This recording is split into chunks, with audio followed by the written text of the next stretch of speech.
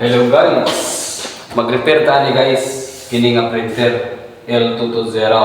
Kini sa nga printer guys, biya na siya, no daot na. Apro muon pa siya. Dayon di lang muagi, dili mumog liyahang head. So mo ni siya akong giayos ni agi na ni move na yang head. Mo print na siya. Ang problema ni guys, kay kada print niya daghan kayo. No, daghan kayo ang iyahang iluwa ang bond paper. So mo po ni siya ato ang ayuhon.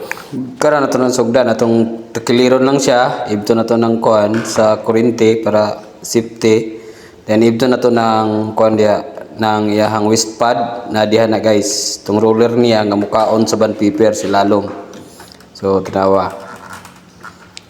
Pagbakuha na nimo na makita din nimo na siya. Ag cover na sa waste pad. So, na guys, nakuha na ang waste pad ug ang cover. So makita nato diha kanang gaputi na diha ag roller nga mudawat o mukuha sa bond paper. Naglibog man gud ta nganong kusog kay siya mukaon, daghan kayang kanon. No, so mo nang giukab. Actually guys, wala katudlo na ko ani, gi-eksperimentuhan ra ni.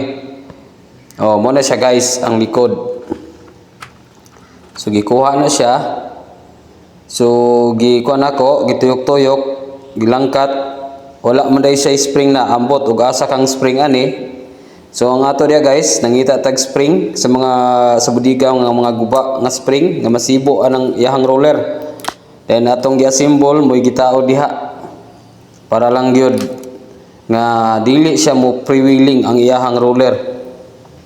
So muna naglibog ba ko usaon sa pagtaod kay wa pa ko sukad kakita sa spring ani usaon pagtaod kay wala naman sa spring daan then wala pa po ko sukad kaayo.